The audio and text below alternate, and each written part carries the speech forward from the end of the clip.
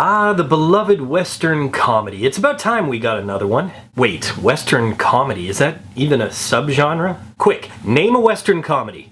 Oh yeah, I forgot I'm not telepathic, but I'm gonna go out on a limb and say most of you said Blazing Saddles. Some of you might have said Three Amigos, but I'm sure some of you also said Cowboys and Aliens. So I think you'll understand when I say I wasn't overly excited to go see A Million Ways to Die in the West, because not only does this subgenre rarely work, but I didn't like Seth MacFarlane's last film, Ted. I actually thought it was overrated, and that short, overly stuffed, poorly animated character really got annoying. And then there was the teddy bear. See, you didn't need telepathy either, but you pretty much knew where I was going with that joke.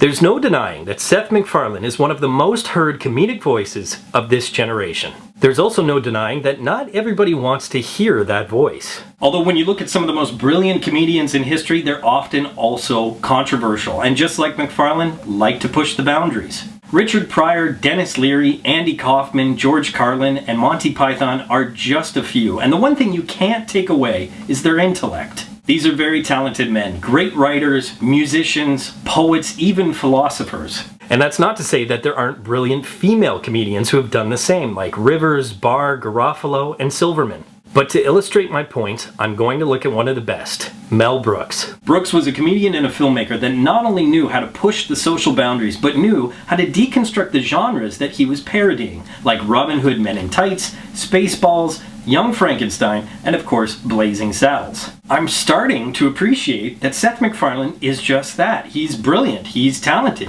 he's musical, and he knows genre. And yet at the same time, yes, he's crude and sometimes shocking. Of course, there are tons of times where I don't find MacFarlane funny. He's gone too far, or the crudeness and toilet humor really isn't my thing. Knowing MacFarlane's MO, you might be asking yourself, did A Million Ways to Die in the West go too far? Apparently, not for me, not this time, and that was really a moment of self-realization. I realized that that line I drew had room for a hatful of feces, sheep genitalia, and a semen sight gag.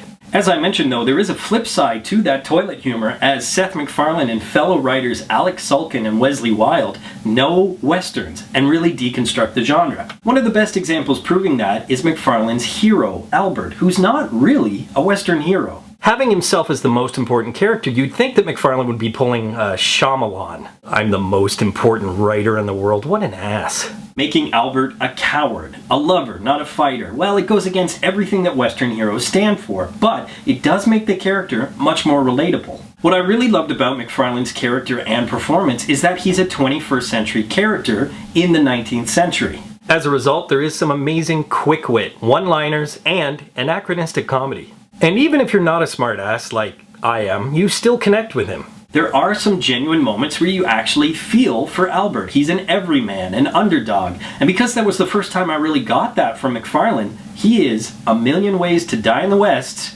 for the win.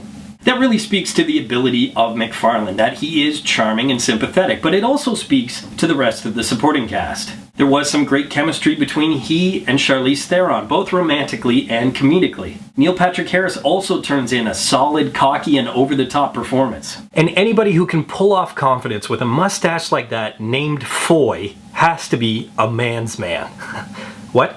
The other characters are one note, to say the least, and Ribisi and Silverman are a perfect example of that. Yes, they serve their purpose, but really, they're the same joke over and over again. Not that I really expected a character arc, but that even goes for Amanda Seyfried, Ziegfeld, French Fry. And once again, of course, the original Big Irish, Liam Neeson, earns his paycheck as Clinch Leatherwood. As much as Neeson is pretty much proving he'll do anything, he's pretty much good in everything he does, and he's still proving that he is the biggest badass out there in his 60s. I obviously loved the nod to Clint Eastwood, but there was one aspect about the character that didn't make sense. An Irish dude can't survive in Arizona in the 1800s. Do you know how sunburnt he would be? Obviously, if you're going in expecting Unforgiven, High Noon, or The Magnificent Seven, give your head a shake. Sure, the story is very simple and the arc overly predictable, but it's the small touches that really make this film. And on top of that, you get some of the most hilarious and unexpected celebrity cameos. I just wish they hadn't shown so much in the trailers. Seriously, when the hell are they gonna stop doing that? But MacFarlane takes the Western genre, flips it on its head while still paying tribute to the staples of that genre, and anachronistically creates a comedy that modern audiences will get. After Ted, I really didn't expect much, but A Million Ways to Die in the West has smarter touches, better writing, and a hero that you can really get behind. In short, A Million Ways to Die in the West is a million times better, and it is surprisingly an earn it. I won't lie and say it was one of the best comedies I've ever seen, but I was pleasantly surprised. Poll question, who is your favorite Western hero? As always, leave your answers in the comment section below. But until next time, school's out.